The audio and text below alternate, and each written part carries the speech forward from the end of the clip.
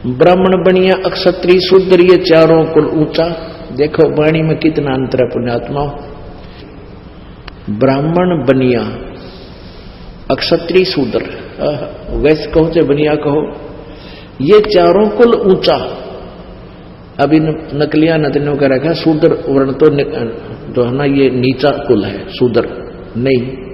अपने अपने कर्म को जो निष्ठा से कर रहा है, सभी का कार्य करने योग्य है, कर्तव्य कर्म है और कोई ऊंचा नीचा नहीं। जिसका जो कर्म है वो सही कर रहा है अपने निभाकर, कहती ये चारों कुल ऊंचा।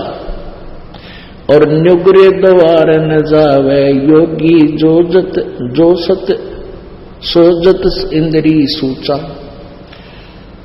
कि अगर ठीक सत साधना करने वाला हो और परमात्मा का नाम ले रखा हो, पूर्ण परमात्मा की भक्ति करता हो, इन चारों कुलों में किसी भी कुल में किसी भी वर्ण में उत्पन्न हो और ये साधना कर रहा हो और ये साधना ना कर रहा हो, उस निगुरे के घर नहीं जावे। इन चारों वर्णों में जो सत साधना करता है तो उसके आहार आप कर सकते हो, ऐसा लिखा है। अपनात्मा ये चिंतित ना होना कि तुम भाई हमने तो रिश्तेदारी में जाना पड़ता है और वहां भी फिर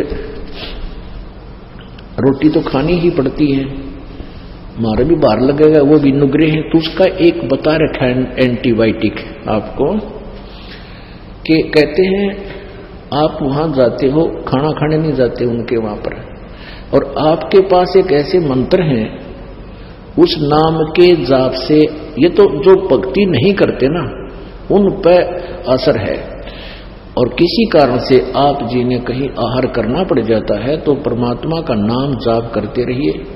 और अन्न देव की आरती है छोटी सी, उसको आप कीजिए, आपको हानि होगी नहीं आपको, और जिसका अपना आहार किया उसको पुण्य हो जाएगा। इस तरह मालिक ने बताया है।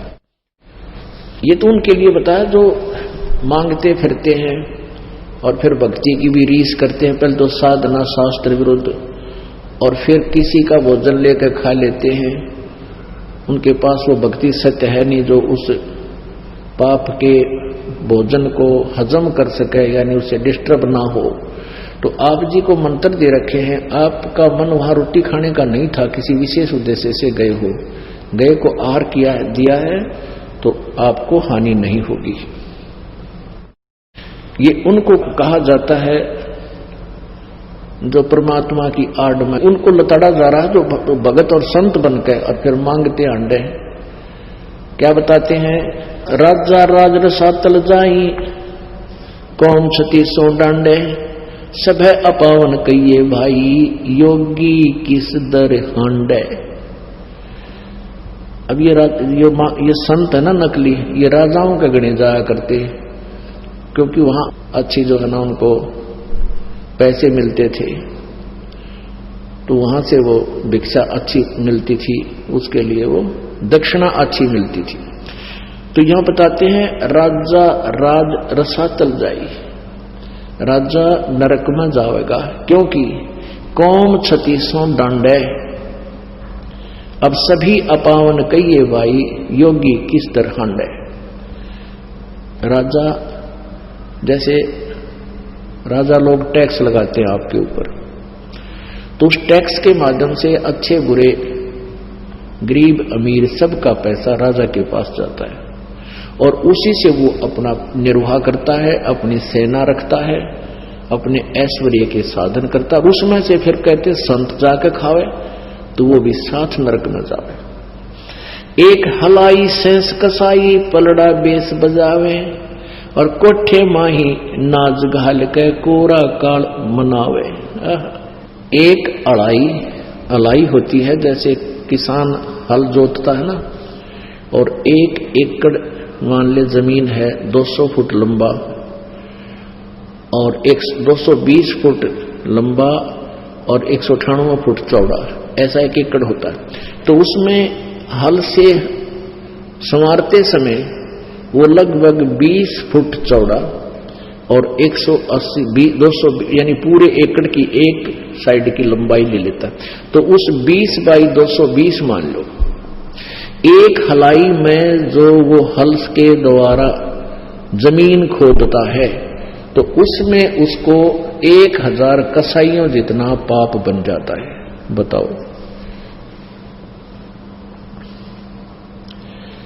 और फिर कहां जाता है? वो क्या करता है उस पैसे, जैसे घन अन्न हो गया किसान का, फिर वो बेच का होगा बनिया का, बनिए का बेचता है तो बनिया के सोचा है उस अनाज को अपने कोठे में अपने सटोर में रख लेता है। और फिर न सोचा ये भगवान इनका काल पड़ जा और तेरा गेहूं महंगा बिक गया। वो पाप का भागी की इतनी दुष्ट सोच हो जाती है उस बिजनेसमैन की। तो कहते हैं 1 सेंस कसाई, मान लीजिए तो किसान के घर भोजन खाना चाहता है तो उसके ऊपर इतना भार बन जाता है। अपने आत्माओं, ये अध्यात्म ज्ञान है, ये तत्व ज्ञान है। इस तत्व ज्ञान को समझने के लिए आपको धैर्य रखना पड़ेगा, डगमग नहीं होना, घबराना नहीं। अब जैसे आप जाते हो किसी के घर, खाना भी खाना पड़ता है, किसान के घर भी जन्म है रोगों का, और भी बनिया के घर भी जन्म है। तो जैसे हम प्रतिदिन कपड़ा पहनते हैं, जैसे हम प्रतिदिन कपड़ा पहनते हैं और ये मैला हो जाता है, स्वाभाविक है, तो इसको धोने के लिए साबुन और जल का प्रयोग किया जाता है, ये स्वच्छ हो जाता है। ऐसे आपको एक मंत्र दे रखा सतनाम। इस सतनाम के जाप आपके ऊपर ये भार नहीं बनेगा। अब जैसे आप किसी रिश्तेदार के यहां चले गए, आपने आहार तो करना ही पड़ेगा, अपने मंत्र जाप करना, आरती करें, और अब आपको तो लाभ बाहर बनेगा नहीं, क्योंकि आपके पास तो वो साबुन और जल है, मैल कट जाएगा। और आपको आहार कराने में जिसके घर आपने भोजन पाया उसको पुण्य मिलेगा, क्योंकि संत भगत के खिलाने का, भोजन कराने का बहुत पुण्य होता है।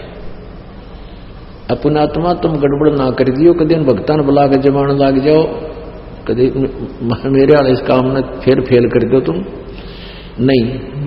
अपनी भक्ति करो, सब न राम नाम पर ला दो, और वो भी भक्ति। तो फिर वो दूसरा तरीका, पहले क्या था, या परमात्मा आते हैं एक सुचारू, स्वयं आते हैं, या मेरे जैसे दास को भेज देते हैं, ज्ञान वही होता है, परमात्मा विधान वही होता है, अप्लीकेबल वो खुद भी करते हैं, अपने नुमाइंदे रिप्रेजेंटेटिव से भी उसको वो सुचारू करवा देते हैं, लागू करवाते हैं। तो पहले क्या होता था, जैसे शादी ब्याह होया करती, विवाह होता था तो पूरे गांव में से प्रत्येक, पहले तो चूल्हा न्योत होया करता, छोटे घर थे, गांव थे, पूरे के पूरे घर को आमंत्रित करते थे कि आज आपने हमारे घर भोजन खाना है। जिस दिन ब्याह होता था बेटे या बेटी का, तो क्या कारण था कि वो सभी भक्ति करते थे, साधना किया करते थे, और इसी प्रकार उन्होंने अपने समागम शुरू किए थे। भी एक आध्यात्मिक अनुष्ठान भी करते थे, जोत तो अभी भी लगाते, भंडार जब करते हैं ना, ये विवाह शादी में जब जलेबी लाडू बनाते हैं, कहीं रखते हैं, तो जोत अब भी जलाते हैं उसमें। तो अब तो वह लकीर पीट रहे हैं, और आज तुम्हारा खाका ये मैं तुमने बोला, मैं तुम्हारे खाका आया था, इसलिए वो एक परंपरा बन नहीं। पहले ये उद्देश्य था कि सभी भक्ति करते थे और भक्तों को अपने घर पर बुला के आहार कराया करते थे। तो ऐसे फिर वो कभी उनके होता था, वो भी यही लालच करते थे कि सारे भगत आवें, भगवान की यहाँ चर्चा चलावें, अन्न खावें, संत को खिलाने का लाभ मिले। तो ये परंपरा चलती चलती फिर इतनी बिगड़ गई, फिर नौते शुरू हो गए। तुम वो न मारे, नौता दिया था मैं भी उनके देखा हूं, अन्यथा नहीं।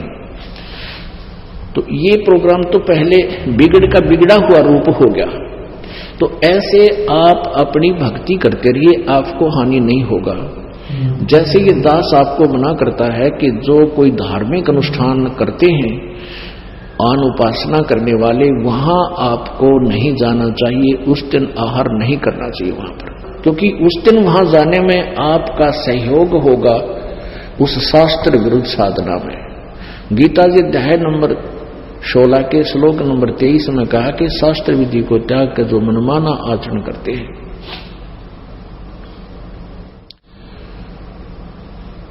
वो उनको न तो कोई सुख होता है, न कोई सिद्धि होती है, और न ही उनकी गति होती है, अर्थात यूजलेस।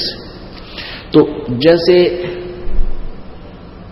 शास्त्र विधि त्याग कर मनमाना आचरण करने वाले को परमात्मा के द्रोही कहा है, यानी विधान तोड़ रहा है। जैसे कोई चोरी करता है या कोई और अवैध कार्य करता है, उसमें आप भी सहयोग देते हैं तो दोनों दोषी होते हो, इस प्रकार। और वैसे आप कहीं जाते हो, खाना उद्देश्य है, लेकिन जो मांस मिट्टी शराब वगैरह प्रयोग करते हो उनका तो आहार भी नहीं करना चाहिए। जिस दिन कोई जैसे धार्मिक अनुष्ठान करते हैं या ड्रामाबाजी को 13वीं कोई 17वीं कोई की तो और लड़का हो गया तो और पंगा, तो उनमें नहीं जाना